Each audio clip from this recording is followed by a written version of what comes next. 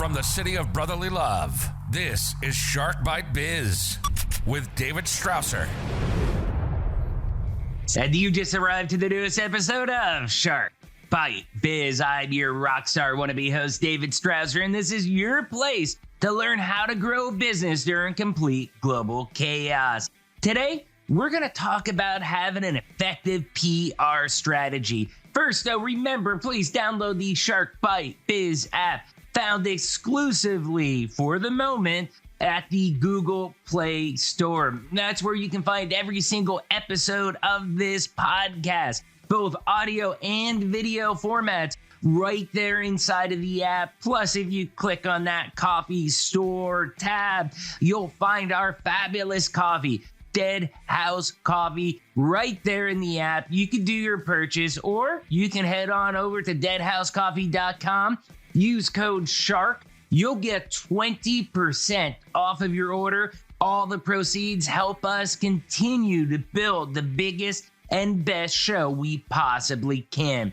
Now let's get back to today's show. What good is a press release that nobody sees? Sure, you can get 1,000 sites to copy and paste, but really, without a genuine article written about your press release, what good does it really serve? So cue in today's guest, Mr. Mickie Kennedy. Mickie Kennedy is an expert at helping small businesses, authors, and startups increase their visibility and credibility. Mickie founded eReleases 22 plus years ago after realizing that small businesses desperately need a press release service they can actually afford, giving them access to the media and to a national newswire, all with a personal touch. Mickie lives in Baltimore County, Maryland. So hey, without further ado, let's bring Mickie right on in here. Reach your customer. Mickie, welcome to Bite Biz. You, my friend, you just became Shark Bait. Great. I'm glad to be here. Oh, no problem. So we have a tradition on the show. Very first question is, who are you? What's your background? What's your experience? What do you do for a living? How did you get there? Basically, give us your life in a nutshell. Tell us what makes Mickie Mickie. Okay. So I'm originally from North Carolina. I went to graduate school in Northern Virginia. I studied creative writing with an emphasis in poetry and got an MFA degree in that. Assumed I would wait tables and write poetry in the evenings, but I realized that my body found it very exhausting waiting tables, and I had no energy. Yeah. So I quickly went to an office job. I got a job at a telecom startup. I was employee number 3. And one of the things they gave me to do was to write press releases and send them out. And we were doing it through fax. And so I was sending out press releases and faxing them. And I started getting a lot of phone calls from journalists saying, could I just email them the press release? Because we were publishing a lot of numbers, statistics, charts, and things like that. Mm-hmm. And they said it'd be easier to work with, like in Microsoft Word or some kind of text format. And so I mentioned it to my boss that seems like email's the way to go. And he says, there might be a business there. So I spent about a year in my free time, which wasn't considerable working for a startup, contacting journalists and asking them if I could just email them relevant press releases. And, this was 24 years ago. Most of them said yes. And so I launched about a year after that with about 10,000 journalists in my database. And I had just been doing that ever since. I was contacted by PR Newswire, during this, and they said, hey, you should also send your releases through us. And I pointed out that that would be great because my customers are largely entrepreneurs, small business owners, authors, speakers, and they don't really utilize a wire. And so that would be a win-win. But I recognize that the cost of a PR Newswire is like $1,000 for a national press release. Mm-hmm. So we went back and forth and they looked at my customers and they kind of agreed that they weren't people that their own salespeople would ever go after. Their account isn't big enough. And so smaller accounts. They were. And I tried to figure out how we could make it a win-win.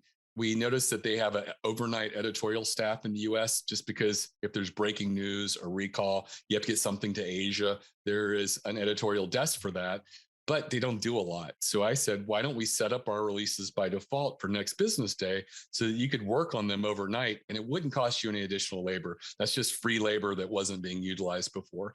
And so I've been working with them for, it's going on 10 years now, and it's been a really big win-win. And I've had a lot of, my customers get, great media exposure just because of the leverage that PR, has. So with eReleases then, exactly how long has your business been around then? It was 23 years this past October. 23 years. Wow. I didn't realize that it's been around for so long. I mean, congratulations. There's been a lot of ups and downs the past 23 years. And to be able to survive that and keep the business going and stay ahead of the technological curve, I guess you can say, that's pretty amazing. That's a good accomplishment right there. Yeah, I'm very proud. How large is your business, if you don't mind me asking? I mean, is it just you? Do you have employees? Do you contract staff? I have 6 editors and 2 support staff, in addition to some freelance writers and others that work. That's pretty good. We do about 14,000 press releases a year. So we're moving a lot of press releases for a lot of small businesses. Right. So one thing that I've noticed during the pandemic is a lot of businesses seem, yes, you have the larger businesses that'll just, do the what is it, PR web or, services like that, or maybe eReleases with you. They'll do those traditional press releases, but I'm seeing more and more where it's like they're doing the press release, but they're just doing it on their blog. I mean, what is that a trend? Do you see that a lot of companies are doing that instead of going the traditional press release route? Or I haven't seen that as a huge trend. But that being said, I'm mostly working with paying customers. So I may not be the best judge of that.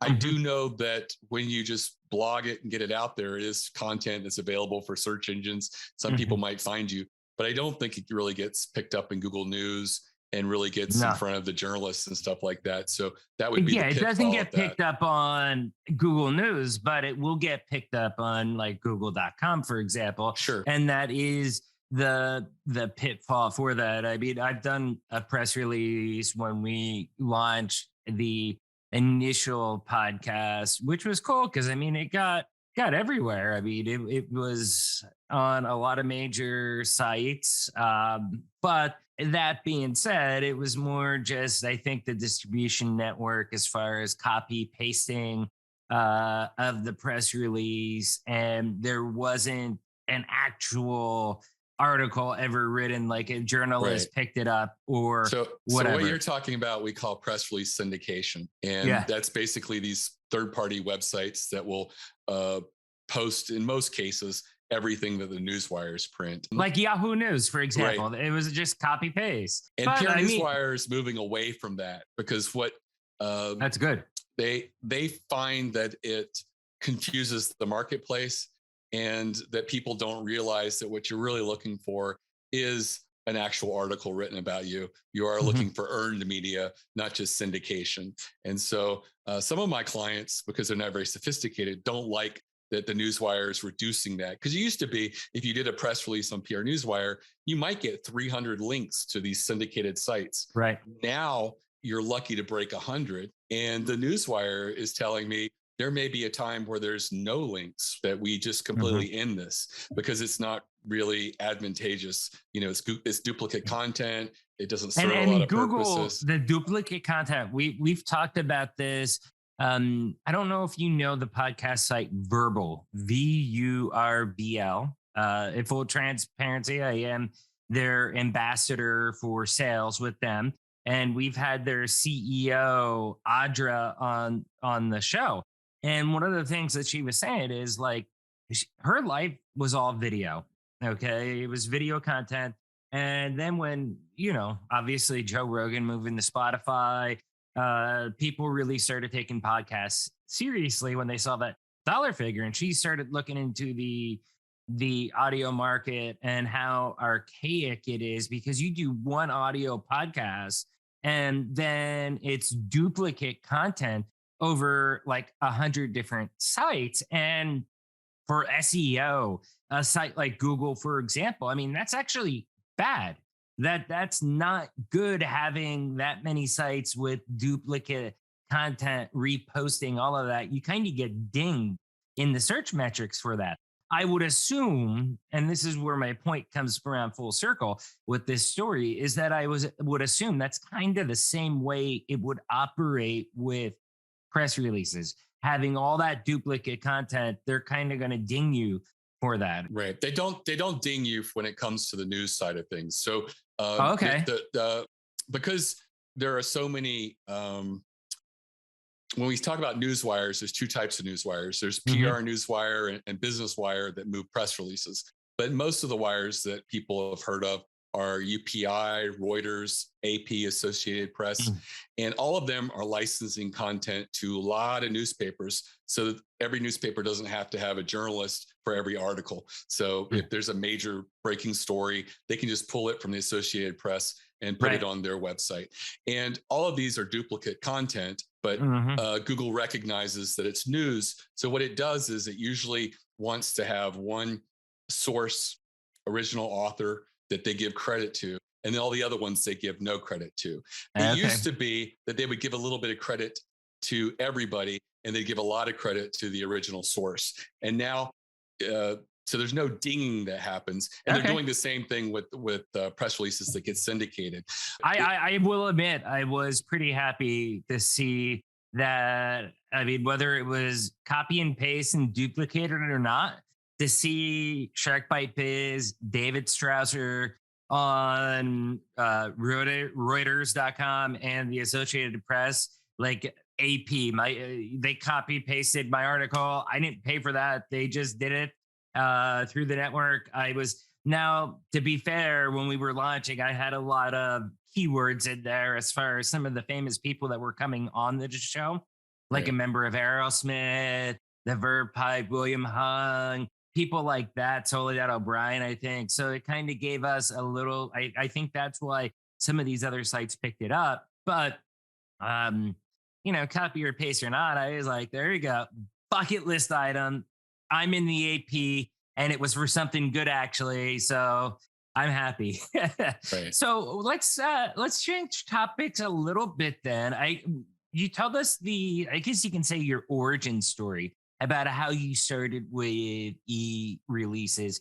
Tell us exactly what your business does right now and how it differentiates. Like, why should we go, like, for example, if I want to do another press release for Bite Biz, why would it be more beneficial for a very small business that probably isn't even profitable at this point to go through you guys compared to one of the big wigs out there in the press release world? Right. So the advantage of using eReleases would be cost, where the small business partner of PR Newswire, so you can spend $200 to $400 and you will get what would cost you $1,200 to $1,600 at PR Newswire. So that's the biggest benefit of working directly with the eReleases. And, we also review the release when we come in. We have an editorial staff. We guide the customer through. Do you fact check at all the press releases or not? We do not fact check, but we do check for grammar, punctuation, obvious misspellings. Sometimes someone will say a convention starts on Thursday, January 17th, and January 17th isn't a Thursday. So we try to catch those things, but we don't really get into actually looking at the facts and figures and determining whether that's correct or not. Because ultimately it is a press release, and that's on the company. You're not actually generating the content. Like, for example, I'm on the Forbes Biz Dev Council, and I've written a couple articles on Forbes.com.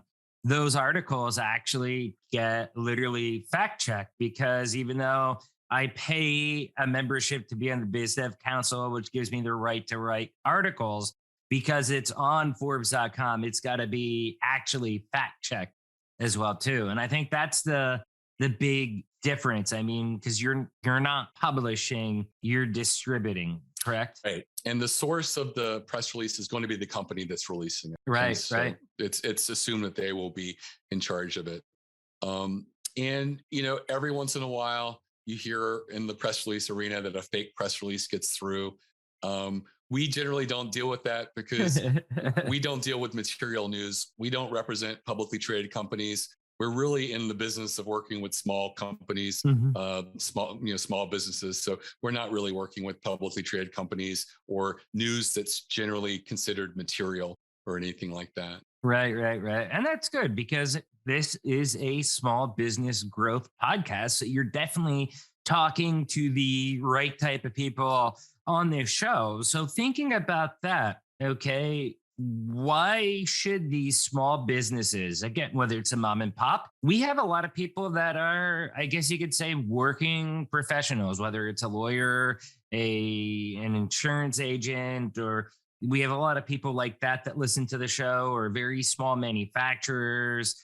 Why would a press release help them? And also a two-part question, what kind of content should they put in a press release? Right. So this is interesting because I've been dealing with for a long time of how to make press releases better work for my customers. And I published a book, I think almost a decade ago, about how to write the best press release. And I really felt like that was it. If you could just crack What's the the name of your book? What's it? Let's get it out there. I think it's The Beginner's Guide to... You wrote it so long ago, you can't even remember the name of the book. Right. That's funny. We'll Beginner's Guide to Writing Powerful Press Releases. Oh, there you go. So, and I think it's sold over like 6,000 or 7,000 copies. There's a lot of used copies of them out there as well. Did you self-publish? Is it on Amazon? It's so available? I did self-publish originally. And what I found is that the shelf fees for having it at Amazon was so much that I went to their in-house publishing. It used to be Create Space, but now it's something else. And they don't charge shelf space anymore. And so I actually get a check every month, where before I was sending a check every month to Amazon to sell my book. So okay. There you go. So yeah, go ahead. Continue with what you were saying. I thought that writing the perfect press release was the secret. And I found that it wasn't. And we would have really great press releases from a writing standpoint written. And what I found out is it's what the press release is about. Before you write, deciding what it is you're going to write about, the strategy that goes into it. And I've started to see customers that do get media pickup again and again, and what they're doing is different than other people. And so I put together a video training for my customers on 8 powerful techniques that you can implement to write press releases that the media will turn into articles. And I've had a really tough time getting my customers to watch a 1-hour video. I have over 20,000 customers, and I think I've had like a whopping 200 or 300 actually watch the video training. And it's free. But one of the things that I noticed is writing a press release about a survey or study that you did can really get a lot of media attention. Right now is a great time to write a press release like that, because if you were to take the temperature of your industry right now, there's a lot of unknowns, with the a lot of uncertainty right now. It's funny that you say that. And I've said this about 1 million times in the podcast, but when we launched the podcast, which was July 6, 2020, with episode number 1, and we're up to episode, I think season 4 is episode 135 that we've done. But I've been saying every couple episodes, well, now that we're at the tail end of this pandemic, as we transition out of it, and here I am almost 2 years later, or a year and a half later, and it's, who knows when this is going to end. And there is so many uncertainties economically. You go to the stores, I mean, shelves are still empty. It's a crazy time. So, the market temperature, like you're saying, uh, that's a good thing to really get a grasp on, I think. Right. And I've had it work I've never had anybody who I've helped do a survey and study and turn it into a press release, not get at least 4 original articles written about it. Wow. The average is 8 to 12. Mm-hmm. And there's some secret sauce to it. The one thing is you're getting a survey out there, put 1 or 2 oddball questions in there. You'd be surprised how many times those are the ones that really get some exposure. Give me an example of an oddball question. Okay, so I helped a local auto repair shop in Pennsylvania.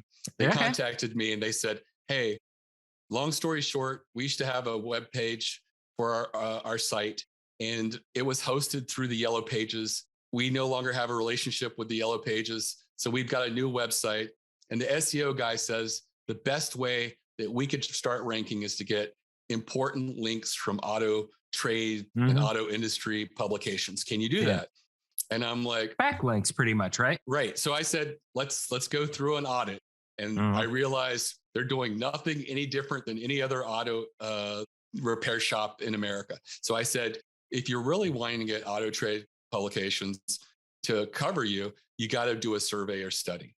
And they were so hesitant because they're like, well, we're not important enough. And I said, you don't have to be. You're just the author of the study. The study, speaks for itself. And so they like, well, we don't know who to send it to. And I'm like, well, you're in luck, because I don't care what industry you're in. There are dozens of small trade associations that will. I want to ask one quick question there in the survey itself. Did they hire somebody to do the study for them, or did they do the study themselves internally? The study was done through SurveyMonkey. It was like SurveyMonkey. SurveyMonkey processes the results and says 64% of the respondents said this in question 6, and this. So I think Google Forms does something similar, but SurveyMonkey, which has changed its name to something else now, more corporate. But it did the work for you. And so all you do is you have a link, a URL that you provide, and they sent it to a trade association and they shared it with their members, and almost 800 of them completed the survey. And the oddball question that we included was, what's the strangest thing a customer left in their car while being repaired? And it was an open field. It wasn't multiple choice or anything. So every response we got was unique. I don't think anybody put the same thing in there, but we came up with some really crazy anecdotes. Boa constrictor, grandma left in an urn that had to be retrieved after hours for memorial. And just a lot of funny things. And people love that. They got over a dozen auto trade publications that linked to them and covered the press release and study. They got links from several newspapers, including their local newspaper. And within 3 months, they were ranking #1 with this new website, which was their goal. And they had a lot of fun because they said, I didn't think that they would get any local pickup. And I warned them that, and that wasn't their goal, but they did actually get the local newspaper to pick it up. And they said that it really gave everyone a chuckle. They'd come in and say, man, I saw that article about that. And every place covered it a little bit differently. Some picked and choose 10 of the wackiest stories. Some included the top 25. I think we published around 80 of the interesting things that were left in the car.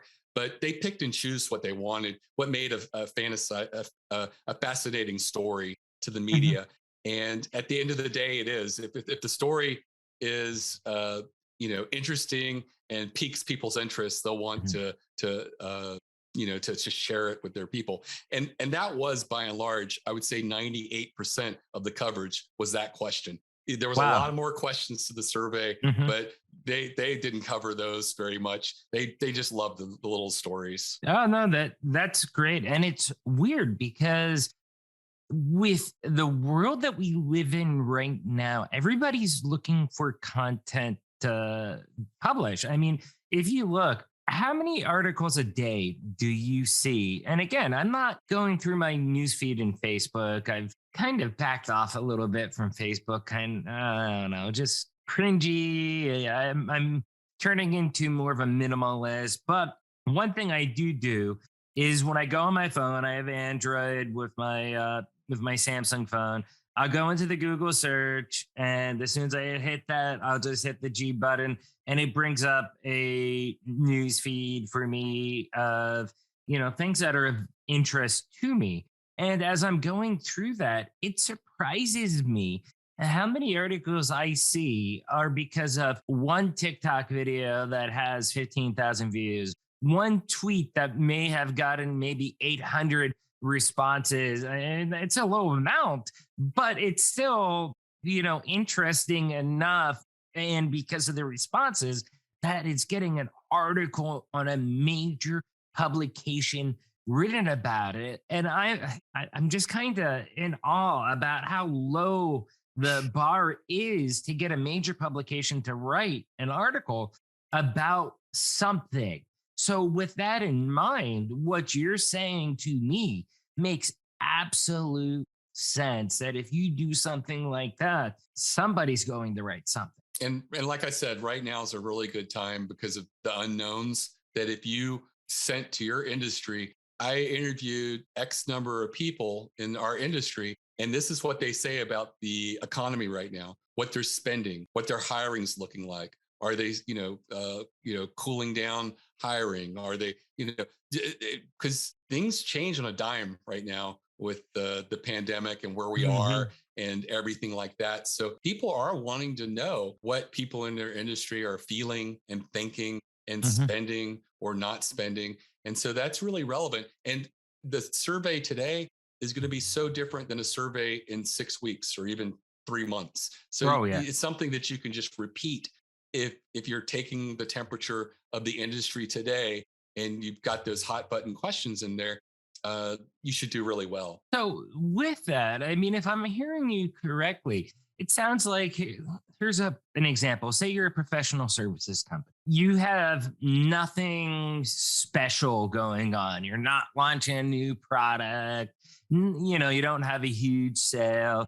Nothing like that's going on, but you're like, hey, crap, I need to get some publicity. I'd like to do a press release, but I don't really have anything to write the press release about. What I'm hearing from you is, well, generate something, create a survey, and there, something. And it is, I just Googled it while you were chatting, and it is still SurveyMonkey. They may have changed to something else, but SurveyMonkey still shows up and works. But use something as simple as that to go out there and create something to create the buzz and the press release about. And that's going to help you, because I think some people kind of get confused in how this stuff works. Okay. A press release, it may, like, for example, with the auto places you talked about, with the local media picking it up, that's going to help them directly, where they're seeing, hey, people are coming to the auto shop, repair shop, and they're talking about, hey, I saw the article, so I came here, blah, blah, blah. But a lot of times it kind of helps you indirectly, because it's giving you all that backlinks, all that SEO. So that way, when somebody is searching for something like, again, a professional services company, I do software with Vision 33. So for example, if they're looking for, hey, accounting software or ERP software near me, having these backlinks that we have now to Forbes and having our offices spread out throughout the Northeast is something that is going to help them, show up more on top of the search results. That's more or less what we're talking about, right? It is. And sometimes it's a little more direct than just SEO benefit. It's not unusual for people to get an influx of orders, especially if they get picked up in a gift guide, whether it's seasonal or something like that. Oh, that's a great example too. Last year, there was an initiative called the It really depends what you do. I mean, that's what it comes down to. It depends what you do. Me being in the software world, it would probably be more indirect as far as people coming there. But like you were just saying, somebody like holiday decorations or something like that, and they got picked up, at the end of quarter 3, early quarter 4, right before the big holiday season, they're probably going to get a huge influx of orders because they're being picked up by the right places. And it's always frustrating for clients when they get an article, often in like New York Times or Wall Street Journal. They generally don't link to you. And it really frustrates the clients. But they say, obviously, people are typing our company name into Google, finding us and placing orders or reaching out to us. So, it does happen. And actually, Google gives you SEO credit for those articles. They have a patent on contextual search. And if the article they can tell is about you, but there's no direct link, they still give you the benefit as if there was a link. That's pretty awesome. So one of the topics that you had in the bio that I got from you really intrigued me, and I really want to get your take on this. It's how to get regular local media coverage without spending a dime. Right. What's that secret? So one of the top questions we field at eReleases is we get a call and someone says, I'm not really that important in national news. I really just want to reach my local market. Is that something you can do? And I'm like, yes, we can do it. We can saturate your local market, but why waste all this money on us, $200 to $400 for a small business? I feel like that's not an insignificant sum, and just do it yourself. If you think about it, in your local market, there's less than 10 people who would write about you. And I'm talking about the local newspaper. If you're lucky enough to have a business magazine or business newspaper, there might be some weekly publications. There could even be TV and radio spotlights that profile businesses. You find out not who the writer is, but the producer or booker of that show. Right. And all you have to do is do a little bit of research, come up with the 5-6 people you need to reach, and just send them an email. You don't even have to write a press release. Introduce yourself, point out your local business, why they should cover your story or what you're trying to share with them. Approach it as recognizing that they're a gatekeeper, and make it really obvious why they should share this with their audience, why their audience should care. And once you have that formula, you can just send these announcements out. I say shoot for at least 4 times a year, but 8 to 10 times a year is not unusual if you have something that's meaningful. If you see a trend in another market, you can sort of, don't tell them I saw this in another market, but you could say, hey, here's an interesting angle I thought you might be interested in, talking to us about how this applies to a certain trend or concept. And so, it's a natural relationship that hopefully you're going to start. If you find a really hot tip for them that's in your industry or that they write about, you can share that with them, even though there's no mention of you, and you will become a trusted source so that when they are doing a story and they're looking to plug in a local company so that it's relevant to the local market, they'll just naturally think of you and reach out to you. And it's one of the main reasons that the same companies tend to appear again and again in your local newspaper, because they have a relationship with the writers and they're always available with a quote and a mention. Oh, yeah. We have time for about one more question here. And I think this is a pretty good question, is why do so many press releases? I think that the big reason is people are writing the press release from what's in it for me. And they're like, we have this product, we want to get a lot of buzz for it. And they're not thinking about how could I make this product something that the media would want to share with their audience. The journalists act as curators, and they're constantly looking for good content. And unfortunately, they have to constantly come up with more new content. So if you give them something that is something they can share, that's a nugget that's got something to it, they will do it. And you just have to sort of reverse engineer what you're announcing so that you are thinking about how can I make this a win-win? How can I make this really something that they would want to share with their users? And, that kind of like we were just talking about, like with the content, as far as those TikTok videos or those hot takes on Twitter or whatever, getting full articles about them. I mean, I'm telling you, if people are writing videos about, writing articles about TikTok videos, they're desperate to get content and they reach their quota or whatever. So make their job easy, right? Right. Yeah, Give them absolutely. content to write about. But anyways, hey, this has been amazing. I can't wait to see the press release about your appearance on Shark Bite Biz. Oh, awesome. So I've got to ask you, how can people digitally stalk you online? Where can they find you? Visit eReleases.com. I mentioned that I have a video course. It's less than an hour that I originally developed for my customers. Anyone can check it out. It's completely free. And that's at eReleases.com/plan, PLAN.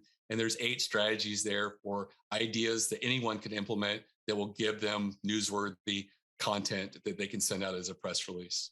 Awesome. Hey, Mickie, thank you so much for coming in. I've got to say, is that a velociraptor there on your, is that a raptor? On the wall? Yes. Yes. Oh, I love it. That is a beautiful. I'm a fossil nerd, so. Oh, that's a beautiful picture. It's totally awesome. Hey, thank you so much for coming in. You shared such valuable information. I'm sure everybody here listening or watching the show on YouTube definitely going to love it. Please make sure you check out eReleases.com. Thank you again, Mickie. It's been a pleasure. Wow, that was an incredible chat with Mickie, right? First, you all know the routine. If you found this interview helpful, if it sparked those warm and fuzzies, do me a favor, hit that like button, smash that subscribe button. But if you really want to help us out, please share this out to your network, wherever you dwell on the interwebs, Facebook, Twitter, LinkedIn. Share it out to your friends, your families, your colleagues. Get the word out about Shark Bite Biz and help inspire others to find people like Mickie Kennedy and eReleases. Now, let's get back to our literal rockstar guest, Mr. Mickie. Okay? Your PR strategy shouldn't be rocket science. And Mickie's interview really reinforced that message. Getting press, whether local or national, to even sometimes international, is actually pretty easy with the right PR strategy. One thing I really liked that Mickie brought up was about doing a survey and having an odd question in there and then put those stats in your press release, because oftentimes that's what people are going to pick up.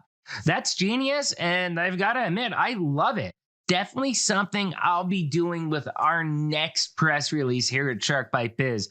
Overall, I think Mickie's message and mission was pretty clear. Do you want to pay for these major companies to release your press release that will pretty much just get copy and pasted to the major news sites that not many people will actually ever read or see? Or do you want some buzz? And do you want people to create real articles that gets your name, your business out there? Like we were discussing on the interview, there are a million sites out there looking for content to push, okay? It's not that hard. It all comes down to the right PR strategy. Really awesome stuff, Mickie. Thank you so much for coming on. Please make sure you check out his amazing business, eReleases. Question of the day. What's the craziest thing you ever had in a press release? Leave a comment down below on YouTube, please. Now, remember, if you want to be on the show, please shoot out an email to interviews@sharkbitebiz.com. If you're watching on YouTube, please hit that join button. For only $3 a month, you can become a baby shark. Or if you want to support us and get something real back in return, head on over to deadhousecoffee.com. Use code SHARK. You're going to get the freshest coffee on earth. It is literally roasted, sealed, and shipped within a 24-hour period to you, making sure that it arrives fresh on your doorstep. Use code SHARK. You'll get 20% off. We'll get the proceeds to continue growing this show. And y'all know this by now, but I'm David Strausser. This is Shark Bite Biz. We'll see you all next episode. Cheers.